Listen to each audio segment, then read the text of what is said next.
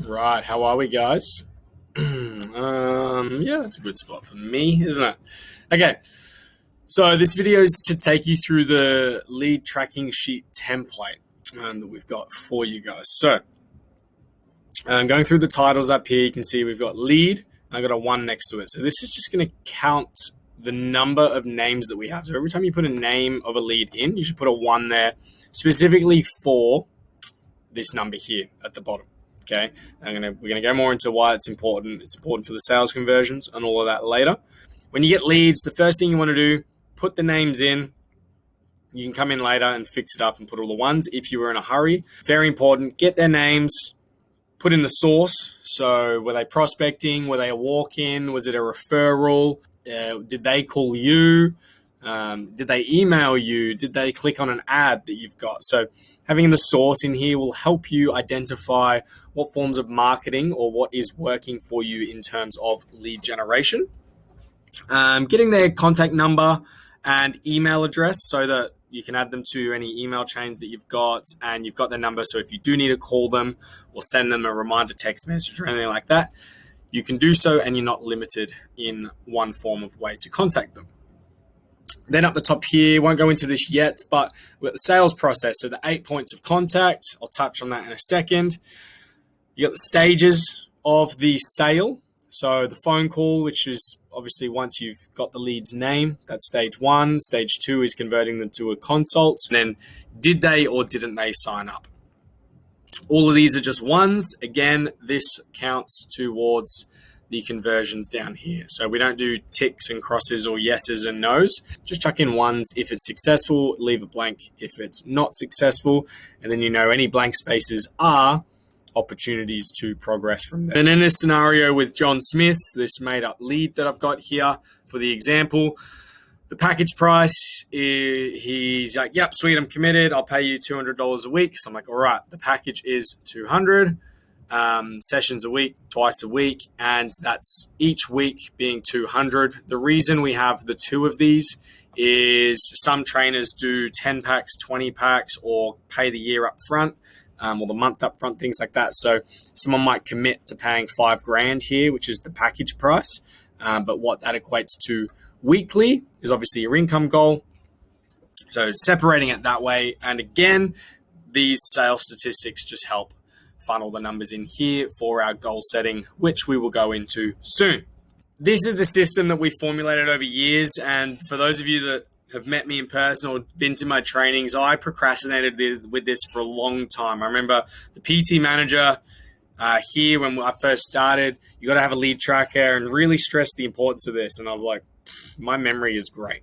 I remember who I meet and who I talk to. And it wasn't until my second year in that a lead who asked me for training on Facebook, I believe. I didn't realize that I didn't contact them back or follow up, but they came in and were training with another trainer, and I was like, that's my lead. And then I went back over our Facebook messages and realized they had sent me a message that I just missed and forgot to reply to. So, and they obviously wanted training, so then they just reached out to someone else and got it that way. Ever since that day, I went, right, that's it. As amazing as my memory is, not anymore, but anyway, I've got to have this list. 1, for professionalism. 2, to make sure I don't miss anyone ever again. And 3, just to organize my sales process and things like that. And then it can become duplicatable like it is right now. And then, so over the years, this has evolved as well. So it literally used to just be name and number. And just like in notes on my phone, and I'll just go back and go, oh yeah, this person, oh yeah, this person, oh this person. And then it quickly went onto an Excel spreadsheet, and then it went onto Google Sheets. And I've added in all these columns over the years from just trial and error and wanting to know more. And this I've used for the last 8. So highly effective, covers most things. There, I'm sure when you copy and paste this into your own template, there may be things that you like to add, changing the colors, obviously getting rid of our logo if you don't work at the training ground. So going into the science of it. Now, John Smith's a made-up person. Ideally, you want to fill this with as many names as you possibly can. Now, let's say you're very good at this and you have 69 people, and then you have more. Simple as what you would do is just click on this little section here and just add row below. Okay, so you just boom, add that in, and that will then add another one. What that also does is it adds it into your equations as well, because you've completely filled these in the equations. If you just click there, add one below, it will filter that in automatically, so that if you add a 1 down here, counts it. The percentage here changed to 50% just from adding this one here. That's not actually a person name, so I'm just going to get rid of that for the sake of this. So yes, that's as you fill people, you now know how to add rows effectively. Don't just continue writing down here. It's color coordinated for that reason, specifically to remind you of the behavior that you need to do. The reason to track the source, like I said before, tracking what's productive and what's a waste of time is going to save you a lot of time in the long run. Let's say that your weekly schedule is you do like 2 Facebook posts a day, and you're just like, I'm going to get leads on Facebook, and you're just hounding Facebook and advertising out, and you're getting likes and attractions and all that, but you've gone through a whole year of doing 2-a-day posts on Facebook, and then you're posting randomly once a month on Instagram, and on here you've got heaps of Instagram leads, but none on Facebook. Are you going to focus more attention towards Instagram and less on Facebook? Probably. It would be smart to try that and see if the two are being affected by what you're actually doing. Or vice versa, if you've got really good content, say on YouTube, or you're not out on the street prospecting as much as you would like to, and this is reflecting on here, you're like, oh man, there's millions of people in the city that I could be attracting. I haven't got a single prospecting lead this year. I'm going to spend some hours out on the street and try to get that up. So the source can really help you identify quickly where's working, where's not working, where you should focus more of your time, but then also missed opportunities. If there is a avenue of marketing and you're not receiving a lead from it, I would at least try it out. Try it out, see if they come through. If they're not coming through, okay, can I make this source better? If I've got everything right, you've researched, you've done courses, you've asked other people how you can make it better, you've got your feedback, you've changed it, you've expressed it, you're still not getting any names through those sources, wouldn't waste my time there, and I would just focus on whatever's working for you. Cool. The reason you grab phone and email is, well, one, a lot of people don't check their emails, so having the ability to contact them by phone helps a lot. Talking to someone on the phone / in person, it's way harder to avoid you than it is via email. Have you ever got an email and you're like, spam, or you're just like, yep, not reading that? Or even a text message, or what the kids these days, the Facebook Messenger or Instagram message, things like that. You just like, yep, and just don't read it or just don't reply. So it's very easy to say no to someone by just ignoring it. It's very hard if you're on the phone to someone to go, so are we going to do this? And there just is silence on the other end of the phone. It's like, well, this is awkward. I mean, they could hang up on you, which is why face-to-face is still the best option for asking for sales, which is why we get people in for a consult to increase our conversion rate. But yeah, that's that. So get as many points of contact as you can. And if you can, you'll see here these little triangles in the corner. I mean, you can even add your own in here. I mean, I've put email, but you could right click, insert note, and attach an Instagram handle at John Smith. Let's say that's his Instagram handle. His LinkedIn, his website, things like that. So as many points of contact as you can for someone so that you can speak to them on as many channels as possible. Then it moves on to the sales process. So this is just based on a generic sales training of you want to hit somebody or let someone familiarize themselves with you before you ask for the sale. And the 8 points of contact is just a sales method that I've had work for me a lot of times, but also had taught to me a lot of the times. And it's generally how long people take before their guards dropped enough that they'll actually submit to the sale. And like, okay, let me at least try this. And what does this mean? So if no one's seen your face, you're like, I'm a very good personal trainer. I can get anyone fit. You walk out on the road and random Joe Blow is there and you go, hey man, how are you? I'm a personal trainer. I can help you get fit. They're going to go, I don't know who you are. So I don't care what you're selling. I'm not interested. and you go, that's okay. Have a nice day. Boom, boom, boom, boom. You weren't able to get his contact number and all that, but you might have got his name, so you'll write him down here. And then in here, you add note, like I did, and you just put in here, ran into whatever I said his name was, Joe Blow or whatever, on the street, didn't get his number, but it's a point of contact. So he sees you again. Then the second time he sees you, he now knows who you are. He doesn't know what you do because he hasn't listened to anything. He might have seen you around in the interim, but that's his second point of contact. So there's that familiarization. As he sees you more regularly or more often, still promoting the same products and services or doing the same thing, it starts to build consistency. He's familiar, and he goes, okay, this is now the 8th time I've seen this person. I know nothing about him other than he's committed, he's consistent, and he keeps popping up. Yes, I do have health concerns. Let's hear him out and go from there. So the 8 points of contact is just a good one to track. And now I've done this on my own personal one for a lot of times, and it goes way more than 8.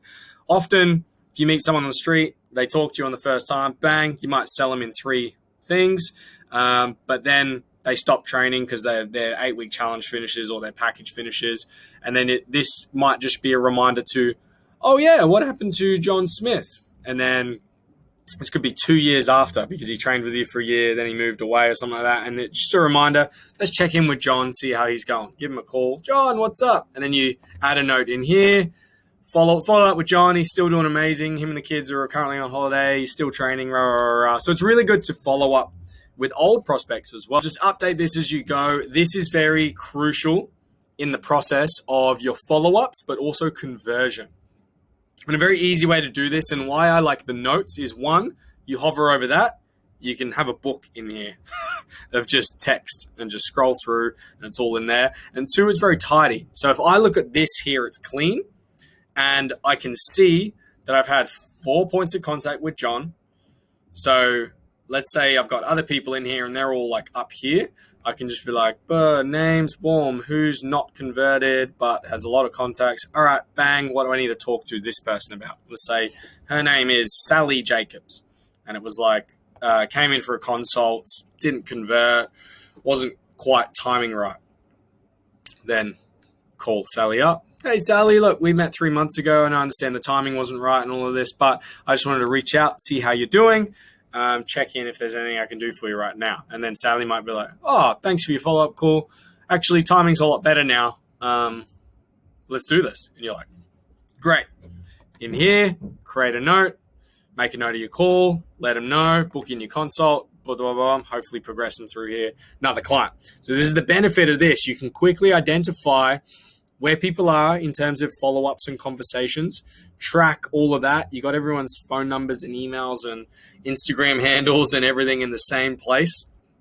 And you can progress people along nicely. Running you through an example scenario for John was we got all of that. Our first conversation, met John on the street where he showed interest in coming in to do a session. We booked in a consult Monday, 1st of July.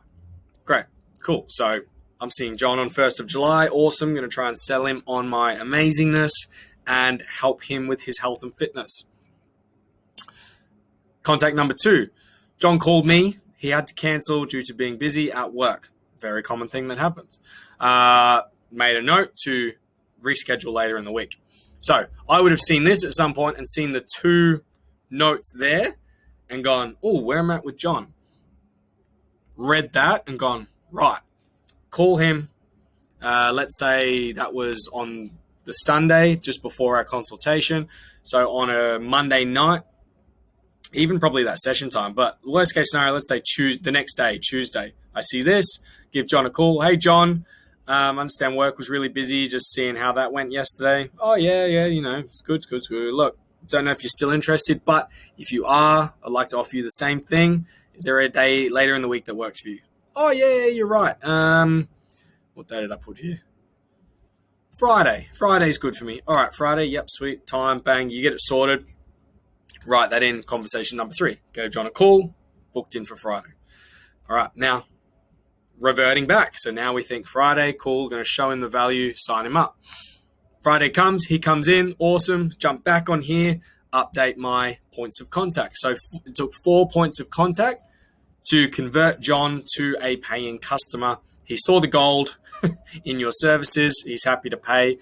So I did that initial phone call, 1. He came in for the consultation, 2. He signed up, 3. Excellent. So 1's in all of those. That gives me a 100% sales conversion down here. I'll go into why that's important soon. Package prices, like I mentioned before, what did he pay up front? How many sessions a week is he paying? What does that equate to cash flow wise weekly for me? Now, the reason these 3 are so important, I said the weekly before so that it can equate down to your income goals and stuff like that. But average sessions per week, this is your value. Everyone that you get in here, let's say someone does 5, the next person does 1, someone's coming in monthly, so sessions per week would be 0.25. Things like that. So you're getting these sort of numbers in here. Down the bottom, it's going to average out. So with all of these different sessions that I'm doing for different people, it's still saying my average is 2.06 sessions a week. So I know that people will happily pay me, and they see the value paying $200 weekly for 2 sessions a week. How, I guess, much of a confidence boost is if you see that and someone goes, oh, I don't know if you're worth, I think for 2 sessions a week, I'd be happy to pay you $100. And you go, well, look, I got a list here of 60 people. We're pretty happy paying me $200 for 2 sessions a week. It's not going to demotivate you. It's not going to drop your price. You're not going to cave and drop your price for people. And it's just going to helps reassure you your worth, or what the community of the people that are investing in you see you are worth, and go through from there. But then also the package price. Let's say you sell someone and they go, look, I'll pay for a year up front. And you're like, okay. Quick math, probably wrong, but let's say that's 10 grand. And then you're like, awesome. And you're like, oh my God, I can get people to trust in me for an entire year and give me 10 grand up front.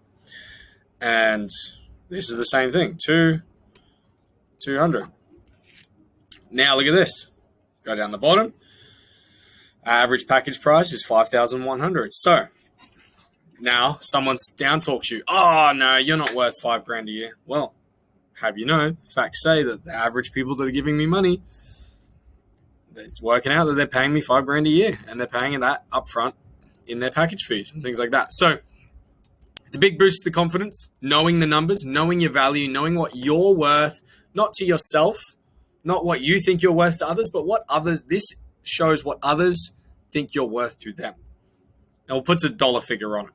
Then we move down into here. So this won't be 100%. The phone calls one, I mean, this should always be 100%. If there's a name on this sheet and you have a number for them and they haven't been called, that is useless and been missed and should be actioned within 24 hours. If someone gives you their name and their phone number and you don't call them within 24 hours, you've probably lost that person. If you haven't, fabulous. But I've always kept the standard of this needs to be 100%. All right. So if they haven't been called, and messaging doesn't count. As I said, it's easy if you go, hey, do you still want to train? And people just go, no, I don't. And they just ignore it. Where if you're on the phone, hey, how you doing? Do you still want to train? And they're like, it's awkward, right? Or you get the message. So it helps you identify where not to waste your time. But also asking for the sale or trying to get them in for a consultation, this needs to be 100%. They've given you their number. They obviously want it. Now it's just to get them in. But in saying that, people answering the phone, this will probably be, from here to here, will probably be your lowest conversion, because people applying action is usually where it usually breaks down. Consult to signing up, if you're a good trainer and you practice this, role play and do it correctly, this will be your best conversion score. So it's not rare that I'll see 100% sign up rate from a consultation. It is rare that I see everyone from a phone call comes into a consultation. That tells me that you're probably not out going to get leads yourself. You're waiting for leads to come to you. And yeah, cool. So it's good to know these numbers so you know where you can increase. And then if you're a trainer that's sitting there going, I just don't have any leads, or my gym isn't giving me leads, or I don't know how to get leads, you can identify these numbers and go, is it an issue with leads, or is it an issue with conversion, or is it an issue with my consultation?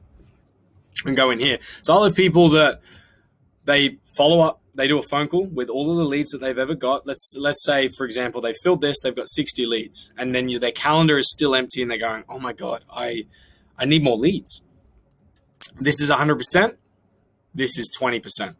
All right, the issue isn't they need more leads. The issue is this phone call needs to improve because they're not giving the correct call to action to get them in for consultations. So then whoever your mentor is, or whoever the PT manager, or the stuff that you should be Googling or investing in is how to get better at converting meetings from phone call sales. So tracking this sort of stuff will help master and channel in your sales skills and progress you along, so that if you have a list of 60 leads, you can get the biggest bang for your buck in signing the most of them up, so that you don't have to have hundreds and hundreds and hundreds of leads to get yourself a new client. When you first start out, that should be your worst sales ratios. In saying, let's use 10% example. Let's say 100 leads gets you 10 meetings, which gets you one client. Your sales ratio is every client that you want to get, you need to go out and meet 100 people or get 100 leads, because your sales ratios are 10%. As this climbs closer to 100, oh look, everything's 100. Awesome. I want one more client, which means I need one more lead, and that lead's going to come in for a meeting, and that lead's also going to sign up with me and pay me probably $200 a week and do 2 sessions. So knowing these numbers helps a lot. Then we go down into the goal setting side of things, or I guess further tracking. Now, the yellow sections are the ones that I use weekly and I suggest that you guys use. Now, these are the ones that you can change the input or the data in them. The white are algorithms, okay? So let's say my income goal is $1,500 a week. I'm like, yep, that's what I want to earn. Awesome. So to hit 1,500, I need to do 7.5. So 8 PT sessions a week at this price. I'm making $1,500. Okay, that's pretty achievable. Now, my rate is currently 100%. So all I really need to do is go and get 8 leads, and I know I can make $1,500 a week. The lowest price I can charge is $200. This will adjust as it comes off of here. So based on these, my goal is to hit 1,500.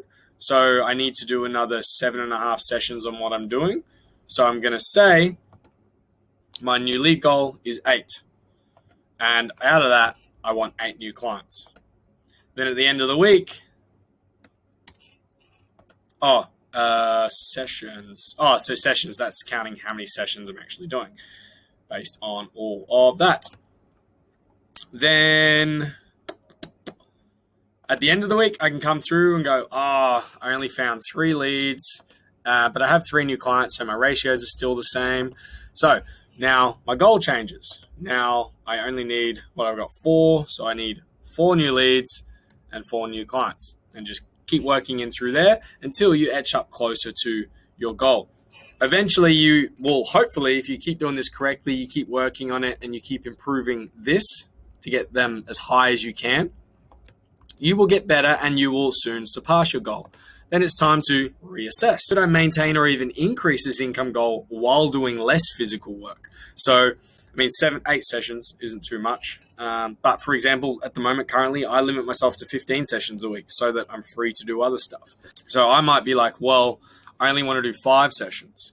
So if I increase my price to say $250, that's going to mean I can do less sessions than that. So then you can sort of gauge off of the numbers here and everything. Down the bottom, my actual income, $200. That should be dollars. There we go. And I'm $1,300 away from my goal. We used to do weekly meetings where we would go through and give reviews as a group to hold each other accountable and do all of this. So each week it'd be like, I'm $1,300 off my income goal, but I'm going to get 10 leads this week and really going to get out there on the pavement and meet people and help as many people as I can so that I can reach my goal. And that's why I put these numbers in here, so I can quickly identify how far away from my goal I was. And that's what that's there for. Cool. So I hope that's helped you utilize this. I hope it benefits your business. I'm going to take all of this out because when you click on the link, you don't want John Smith in there and all of my examples. Once again, any questions, anything else that you want to go through, just let me know. And we'll go from